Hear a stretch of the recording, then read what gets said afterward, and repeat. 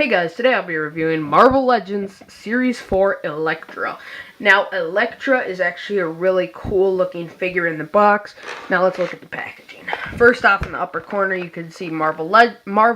On the other side, Series 3, you can see the comic in the back there.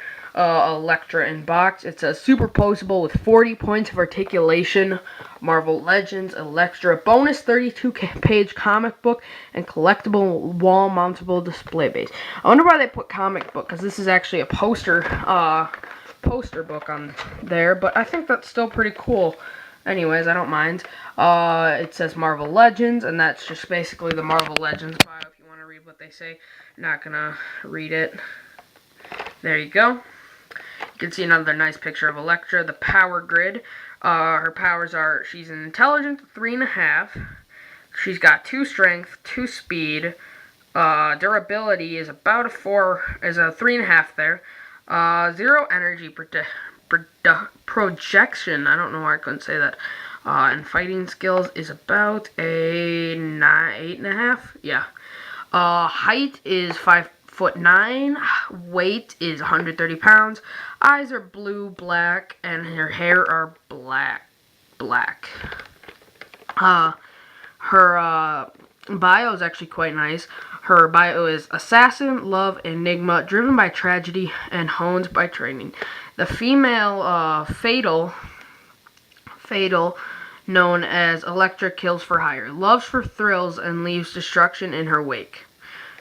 And then we got, although she possesses no superhuman abilities, Elektra is consummated practitioner, I don't know, of martial arts. She is the mistress of skills in ancient ninja of Japan. And an Olympic level at gymnast, Elektra wields a pair of three-pronged daggers or sai. Also, she's perfected in use of various martial arts weapons. Other figures in this wave, it also says collect them all. The other figures in this wave, we got Punisher with a very nice base there, and it says Punisher Warzone #1 it comes with. We got Gambit #1 that comes with Gambit. I wish they had that Gambit at the convention. I also wish they had the Punisher, then I could also make the complete wave. We have Beast wave, we have Beast there, who I own. And finally, Elektra. So, very nice packaging on there. You can see some more Toy Biz logos and stuff. Overall, a sweet looking figure, sweet looking package. Now let's get Elektra out of the package and see what she looks like. And here we have Elektra out of the packaging. Now first off, let's look at Elektra's accessories. Elektra comes with a backpack, which is actually quite nice, but I won't quite show you that yet. A very nice sword, 2 of them as well. So if you want to see both of them. She fits them nice in her hand. I'll show you how that looks in a second. Very nice sword, nice little rope looking thing on the bottom. Very cool. A figure base, I don't know why didn't show you the size next, but seriously, a very nice base. You can see the nice little dents and wear in the bottom. They put a nice black wash to it, a very nice Elektra symbol in the background, wood throughout, a very nice light thing to the top. Peg holes on the top, on the rock there, and then there's 2 there. So, very nice display options, like if you want Daredevil kneeling on top and her on the bottom, or other way around. And you can see very nice lamps in there. So, a very nice display base. Also, 2 other weapons, which are sais. Very cool sais. Same type of texture down there where it's the rope. And then you can see the rest is just kind of the side blade. So, pretty nice size. How do they fit in her hand? Well, actually, I'll take this off first because it kind of gets in the way. You can clamp the hand shut like this, which looks a little odd, but it's still fine. You can see the size fit in each hand just fine, and the swords fit in her hand as well. And you can pose her quite nice with those somehow. I don't know. I'm usually not good at poses on the spot. I don't usually pose my figures too much. As you can see, the face is nice. I do like how it looks. For the most part, I'm not a huge fan of the eyes. If you ever seen Arrested Development, it reminds me of Lucille too. And then you got a very nice mole in there, which I'm not a fan of, actually, I'll be honest. And her lipstick is actually pretty nicely applied on there, how they made that look. Her hair is nice. It has all that nice little blue lines through there. One of the more subtle blue lines, which I do like because it really gives more dimension to it, but it's not like some figures where it's just like all in there and it looks really weird. And then the headpiece is nice. It's just a solid red with those black pieces in there. Unfortunately, nothing's really sculpted on. Like, these straps aren't sculpted on. That's what I'm not a huge fan of. Yeah, that's the one thing I don't really like about this figure.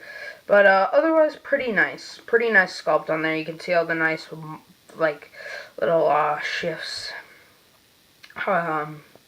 in the costume and stuff. Lots of black shade lines. So pretty good on this paint on this guy. Then the legs are just about the same. The red is a little weird. I kind of wish it was the same color. And of course, I wish the straps weren't just painted on. I wish they were molded on. But with everything they give us, they're probably somewhat low on budget since it was a younger company. The boots are nice. Same deal on there. And just a very nice face sculpt on this guy. But articulation, head can go way down and way up, even with the hair hindering. I think it's on a ball joint. It's on a ball joint. On top of that, arms are on ball joints and have the extra elbow thing, so it can go up a little more. Swivel right under the ball joint and right there as well over the elbow.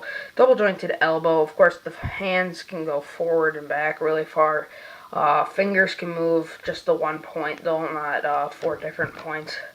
Abdomen articulation. Legs can swing up, forward, and can go in this weird around motion, which I'm not a huge fan of. Double jointed knees, swivels at the just under the knee, ankle swivel, and it can go forward and back, but I don't want to risk ruining the swivel on her. So overall, a very nice looking figure. There are some paint scratches on there, which I forgot to mention before, but you know, not bad. Also, keep in mind this is the figure right out of box, so any paint defects isn't there because it's loose.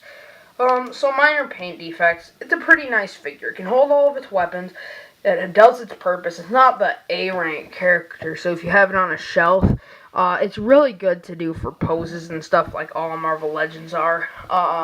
But if you put it on a shelf, it's not going to be, like, right in the front, so it doesn't need all those straps. And if the straps really bother you, I believe the Hasbro one they're molded on. So it's actually a really nice Elektra figure. Everything's nicely painted on. There's a few parts that are kind of iffy on it, but still, quite nice. Quite a nice figure. Also, it had, like, a plastic smell when it came out. Just to show how airtight their packaging were, because it still kind of kept that new figure smell over all these years, which even like the Hasbro ones with the cardboard didn't keep.